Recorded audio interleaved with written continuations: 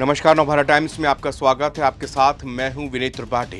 भारत और अमेरिका के बीच में इस समय तनाव वाली स्थिति बनी हुई है। लगातार ट्रंप भारत को धमकी दे रहे हैं। हर दिन वो कुछ प्रतिशत टैरिफ पर इजाफा कर रहे हैं। पहले 25% और अब भारत के ऊपर 50% का टैरिफ अमेरिका ने लगा दिया है। ट्रंप इस बात से खफा है कि भारत रूस से तेल क्यों खरीद रहा है, भारत रूस से व्यापार क्यों खरीद रहा है। इसी बीच में अजीत डोभाल, भारत के एनएसए, वो रशिया पहुंचे थे और उन्होंने अपने रूस में समकक्ष उनसे मुलाकात की।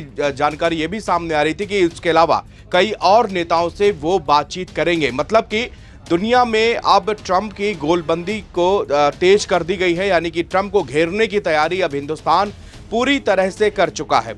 पहले खबर ये आ रही थी कि अजीत डोभाल वहां पर पहुंचे हैं, उनसे समकक्ष मुलाकात हुई है, कई रणनीतिक और कूटनीतिक मामलों पे बातचीत हुई है। अब जो एनएसए डोभाल ने जानकारी दी है वो ये है कि पुतिन भारत आ सकते हैं। पुतिन को लेकर उन्होंने कहा है कि जो बातचीत हुई है समकक्ष, उससे बताया कि पुतिन भारत को के दौरे को लेकर बेहद उत्साहित है और जल्द ही जो तारीखों का वो अंतिम जो ऐलान है वो कर दिया जाएगा। यानी कि पूरा ब्लूप्रिंट तैयार हो गया है। पुतिन भारत आ रहे हैं, हालांकि तारीख कब है इसकी चर्चा भी की जानी बाकी है। यानी कि 2 या 3 दिन के अंदर अंतिम जो उनकी मीटिंग होगी इंटरनल तौर पर, उसके बाद में पुतिन के भारत आने के दौरे की तारीखें वहां पर निश्चित कर दी जाएंगी। इसके पहले आपको बता दें कि प्रधानमंत्री मोदी 7 साल के बाद चीन के दौरे पर भी जा रहे हैं। उस समिट में हिस्सा लेने के लिए वो चाइना जाएंगे और बहुत मुमकिन है कि वहां पर शी जिनपिंग से मुलाकात करेंगे। यानी कि जो बात पहले कही जा रही थी, जो 90 के दशक में जिस बात को सुना गया था कि आखिरकार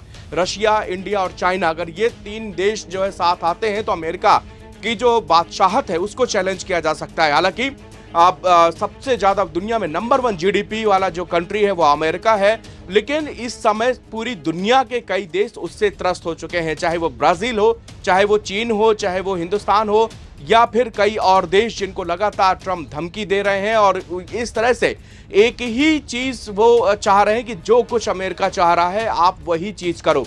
इसको लेकर भारत के विदेश मंत्रालय ने साफ तौर पर, जिस समय ट्रंप ने 25% टैरिफ का ऐलान किया, उस समय विदेश मंत्रालय की जो टिप्पणी आई थी उसमें साफ कर दिया गया था कि देखिए, हम जो अपने फैसले लेते हैं वो अपने देश के अपने लोगों के हिसाब से हम अपनी पॉलिसी मेंटेन करते हैं, हम अपनी पॉलिसी बनाते। जो हमारी ऊर्जा नीति है उस पर कोई किसी प्रकार का हस्तक्षेप नहीं चलेगा।